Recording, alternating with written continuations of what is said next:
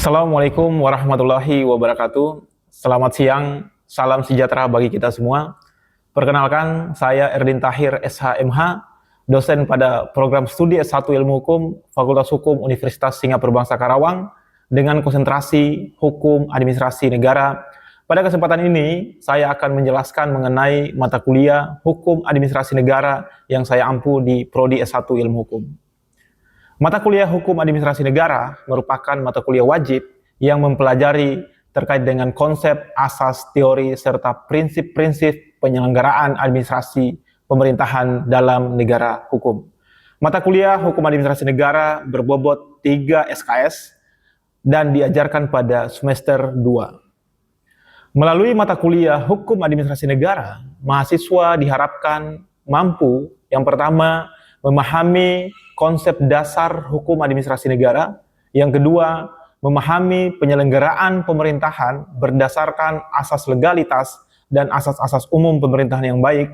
Yang ketiga, menganalisis kewenangan dan tindakan pemerintahan berdasarkan ketentuan peraturan perundang-undangan. Yang keempat, mengevaluasi berbagai persoalan administrasi pemerintahan melalui pendekatan hukum administrasi negara. Dan yang terakhir, mahasiswa memberikan solusi terhadap permasalahan administrasi pemerintahan berdasarkan teori maupun praktik. Materi pembelajaran pada mata kuliah Hukum Administrasi Negara disusun secara bertahap selama 1 semester yang terdiri dari 16 pertemuan yang meliputi pertemuan pertama dan kedua yaitu pengantar Hukum Administrasi Negara, kemudian materi terkait dengan sumber hukum dan asas-asas hukum administrasi negara. Yang ketiga, materi terkait dengan konsep negara hukum. Yang keempat, materi terkait dengan organisasi pemerintahan. Kemudian materi terkait dengan kewenangan pemerintahan. Kemudian materi terkait dengan jabatan pemerintahan dan good governance. Kemudian materi terkait dengan instrumen pemerintahan. Materi terkait dengan tindakan pemerintahan. Materi terkait dengan perlindungan hukum, kemudian materi terkait dengan penyelesaian sengketa administrasi pemerintahan, kemudian materi terkait dengan peraturan kebijakan, pengawasan terhadap pemerintah, kemudian materi terkait dengan sanksi administrasi. Kemudian dilakukan evaluasi pembelajaran melalui ujian tengah semester dan ujian akhir semester. Perkuliahan dilaksanakan secara tatap muka, dengan dukungan pembelajaran digital melalui Google Classroom, Esiska, dan Elvira Unsika. Media pembelajaran yang digunakan meliputi laptop, LCD proyektor, slide presentasi, e-book, e-jurnal, peraturan perundang-undangan, serta putusan pengadilan sebagai bahan analisis mahasiswa. Dalam proses pembelajaran, saya menerapkan pendekatan student-centered learning, sehingga mahasiswa tidak hanya menerima materi secara pasif, tetapi juga aktif membangun pemahamannya. Metode pembelajaran yang saya gunakan meliputi ceramah interaktif, diskusi kelas, tanya jawab, studi kasus, analisis putusan pengadilan, presentasi mahasiswa, dan refleksi pembelajaran. Melalui metode ini diharapkan mahasiswa mampu menghubungkan teori dengan praktik penyelenggaraan pemerintahan. Penilaian pada mata kuliah Hukum Administrasi Negara dilakukan secara berkelanjutan sesuai dengan prinsip outcome-based education. Penilaian terdiri atas penilaian tugas 10%, penilaian proses pembelajaran 50%, ujian tengah semester 15%, dan ujian akhir semester 25%. Adapun indikator yang dinilai meliputi yang pertama, ketepatan memahami konsep. Yang kedua, kemampuan mengidentifikasi isu hukum. Yang ketiga, kemampuan menganalisis permasalahan hukum administrasi negara. Yang selanjutnya, kemampuan menyampaikan argumentasi hukum. Kemudian, kemampuan memberikan solusi berdasarkan ketentuan peraturan perundang-undangan. Dan yang terakhir, keaktifan mahasiswa dalam proses pembelajaran. Demikian gambaran mengenai desain pembelajaran pada mata kuliah Hukum Administrasi Negara yang saya ampu. Selanjutnya, saya akan memasuki materi pembelajaran mengenai penyelesaian sengketa administrasi pemerintahan melalui upaya administratif, merupakan pertemuan ke-12 dalam kelas Hukum Administrasi Negara. Assalamualaikum.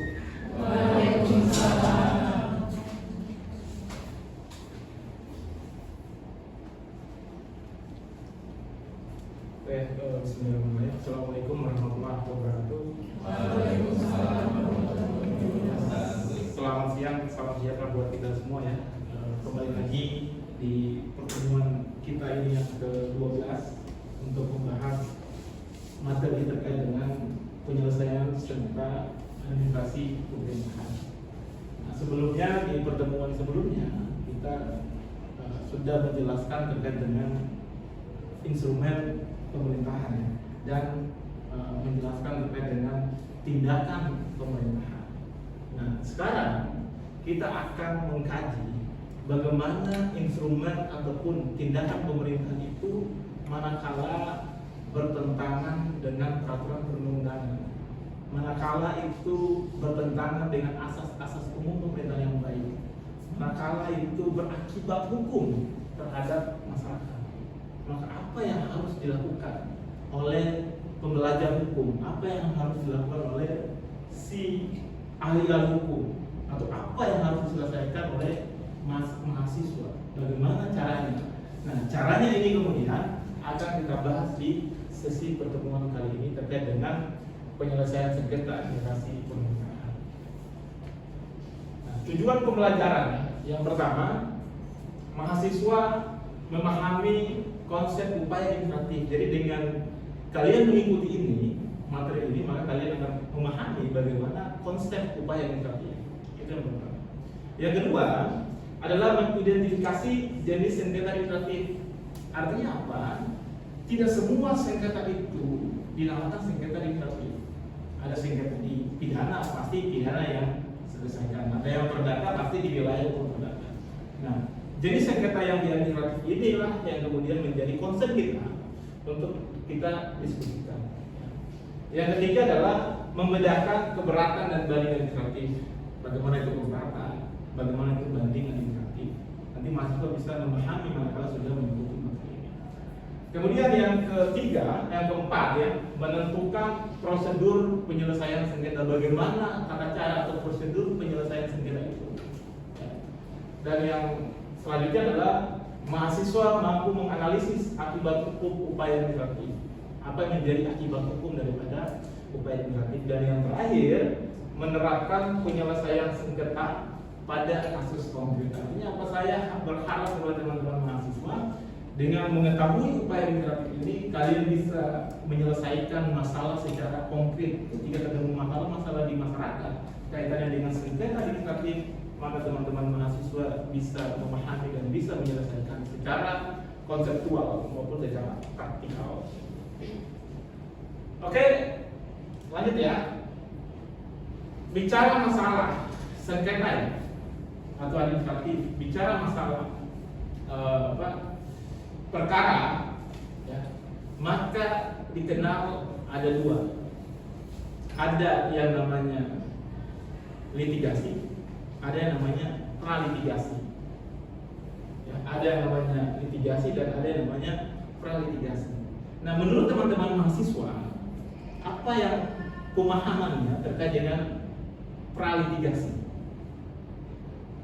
Apa pemahaman terkait dengan pralitigasi? Yaitu penyelesaian di luar pengadilan. Kalau litigasi di dalam pengadilan.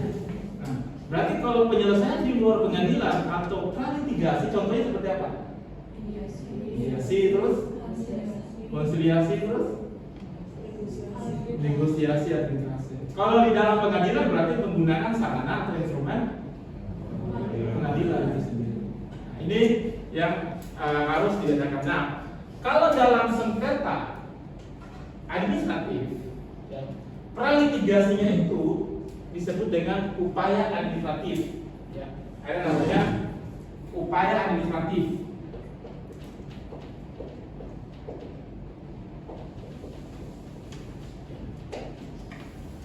Upaya administratif. Apa itu upaya administratif? Yaitu penyelesaian sengketa di internal pemerintahan. Itu namanya upaya administratif. Tadi mediasi, negosiasi. Jadi upaya administratif ini adalah penyelesaian sengketa di internal pemerintah. Sementara litigasi melalui jalur pengadilan tata usaha negara. Nah ini ya upaya administratif. Jadi satu hal yang teman-teman harus pahami ya, bahwa upaya administratif itu merupakan kewajiban sebelum kita menggugat di pengadilan tata usaha negara, itu wajib dulu kita melakukan namanya upaya administratif. Wajib melakukan upaya administratif. Upaya administratif tadi apa? Proses penyelesaian di internal pemerintah. Itu upaya administratif. Jadi kita lakukan dulu upaya administratif. Artinya apa? Pengadilan baru berwenang menyelesaikan masalah atau perkara manakala kita terlebih dahulu menempuh yang namanya upaya administratif. Nah, upaya administratif ya, upaya administratif itu terdiri dari dua ya, keberatan dan ya. Jadi upaya administratif itu ada dua ya, satu keberatan, kedua banding administratif.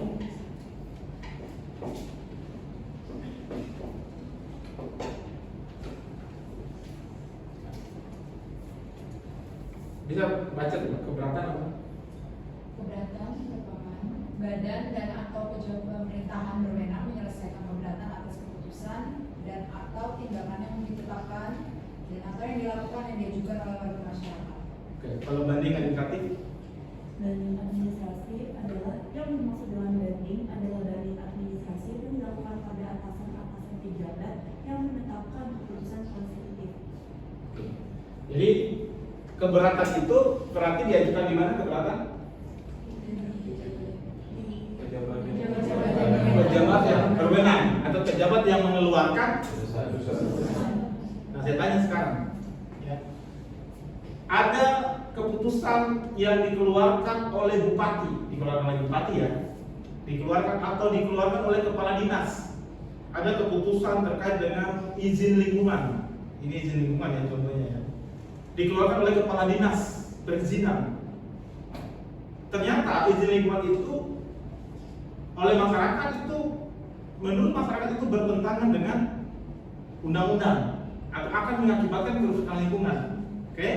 Pertanyaannya, pertanyaan pertama ya, apa yang harus dilakukan dulu oleh masyarakat? Langkah hukum apa yang pertama dilakukan? Mengajukan keberatan. Kemana si masyarakat ini mengajukan keberatan? Kemana? Kepala dinas yang mengeluarkan. Jadi keberatan itu kepada kepala dinas yang mengeluarkan. Oke. Nah, manakala keberatan itu ternyata ditolak nih, misalnya ya, mengajukan keberatan ternyata ditolak, maka kemana si masyarakat ini atau langkah hukum apa selanjutnya yang dilakukan? Banding administratif. Kemana banding administratif dilakukan? Ke atasan pejabat. Siapa atasan pejabat daripada kepala dinas perizinan Kabupaten Purwakarta misalnya? Karawang misalnya? Pada Bupati Karawang. Seperti itu.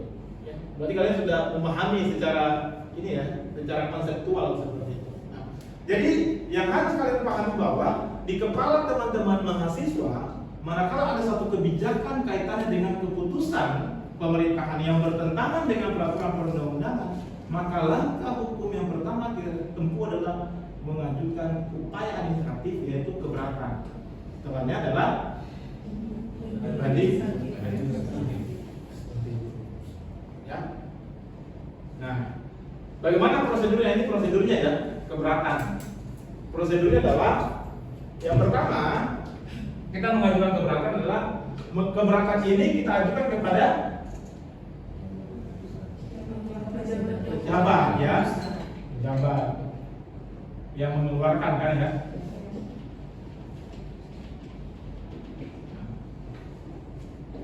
Jadi keputusan dapat diajukan keberatan dalam waktu paling lama 20 hari kerja. Jadi dalam waktu hari ini misalnya diterbitkan keputusan, maka daluarsanya itu harus 20 hari kerja. Baru itu bisa diajukan. Ya. Kemudian yang kedua, keberatan diajukan secara tertulis. Jadi harus diajukan secara tertulis kepada si pejabat, bukan secara lisan ya, tapi harus ada dokumennya gitu. Kemudian yang ketiga, dalam hal keberatan diterima, badan atau pejabat pemerintah wajib menetapkan keputusan. Jadi kalau si permohonan kita diterima, misalnya ini diterima, ya, maka si pejabat itu harus mengeluarkan keputusan, ya. Jadi ini mengeluarkan keputusan. Ini saya ulangi lagi ya. Ada sengketa, ya, misalnya pembangunan atau ada keputusan terkait dengan penertiban perumahan, ya, di bantaran sungai seperti itu. Kemudian akan dilakukan penggusuran misalnya ya. Nah, masyarakat atau yang punya rumah di situ itu bisa melakukan perlawanan hukum. Perlawanan hukumnya apa? Yaitu melakukan namanya keberatan kepada si pejabat yang mengeluarkan keputusan. Seperti itu. Keberatan itu kalau misalnya diterima berarti kan apa yang diminta oleh si masyarakat itu dikabulkan ya. Maka apa hasilnya? Yaitu keputusan tidak jadi untuk digusur. Seperti itu. Kalau diterima, kalau ditolak, maka pasti digusur kan, seperti itu. Itu kalau diterima berarti apa yang mereka tuntut itu menjadi dikabulkan. Seperti itu. Nah, bagaimana kalau ditolak? Di sini ditolak. Kalau misalnya ini ditolak, mengajukan banding. Kita ajukan banding administratif. Kepada siapa kita mengajukan banding? Atasan. Ini kepada atasan pejabat. Nah, ini kita mengajukan banding kepada atasan pejabat. Seperti itu. Nah, ini upaya bandingnya ya. Keputusan dapat diajukan banding dalam waktu paling lama 10 hari kerja sejak upaya keberatan diterima. Jadi sejak 10 hari ditolak ya, maka kita mengajukan keberatan. Artinya jangka waktunya 10 hari kita mengajukan banding administratif. Kepada siapa? Kepada atasannya. Ya, kepada atasan. Sama juga kalau diterima, ya, maka keluar keputusan di sini. Kalau diterima maka apa yang kita minta itu dikabulkan seperti itu. Problemnya kalau ditolak. Ini penyelesaiannya ya. Penyelesaian banding administratif dan penyelesaian keberatan itu diselesaikan paling lama 10 hari kerja. Paling lama 10 hari kerja ya. Seperti itu. Kira-kira ada pertanyaan di sini nggak? Ada pertanyaan? Terkait dengan keberatan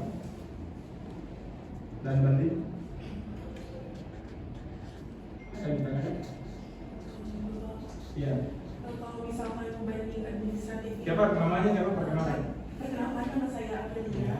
Izin bertanya bahwa kalau misalkan banding administratif ini ditolak, maka kita harus mengajukan keberatan atau banding lagi kemana? Oke. Jadi kalau banding administratif ditolak ya, maka kemana kita harus mengadu lagi kan? Itu seperti itu pertanyaannya. Apakah kita harus menyerah atau terus berjuang? Nah, kalau banding administratif itu ditolak oleh si atasan pejabat, maka langkah hukum yang selanjutnya adalah mengajukan gugatan ke pengadilan tata usaha negara. Kita mengajukan gugatan ke pengadilan tata usaha negara. Maka disinilah masuk konsep atau ranah litigasinya, proses penyelesaiannya. Sehingga pengadilan tata usaha negara itu baru berwenang menyelesaikan sengketa administratif manakala upaya administratif itu sudah ditempuh atau sudah diselesaikan. Ya, seperti itu.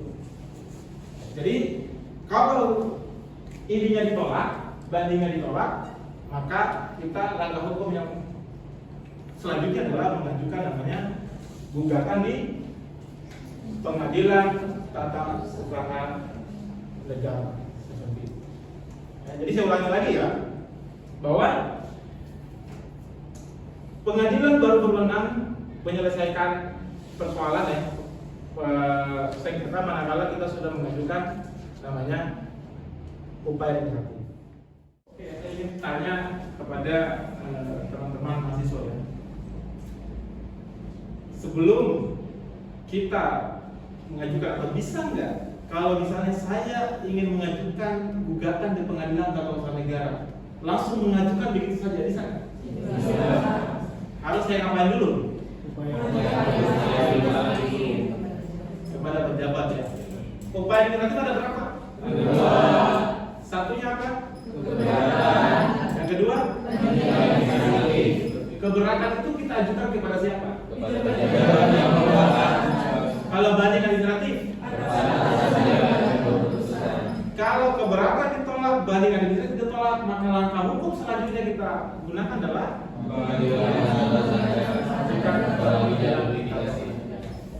jadi teman-teman mahasiswa ketika menghadapi persoalan konkret atau kasus-kasus seperti ini, maka langkah hukum itu kalian sudah bisa pahami. Harapan saya materi kita hari ini bisa dipahami oleh teman-teman mahasiswa dan bisa diaplikasikan dalam dunia di masyarakat nanti. Terima kasih, sampai ketemu lagi kita di pertemuan selanjutnya. Assalamualaikum warahmatullahi wabarakatuh dan sampai jumpa. Selamat siang.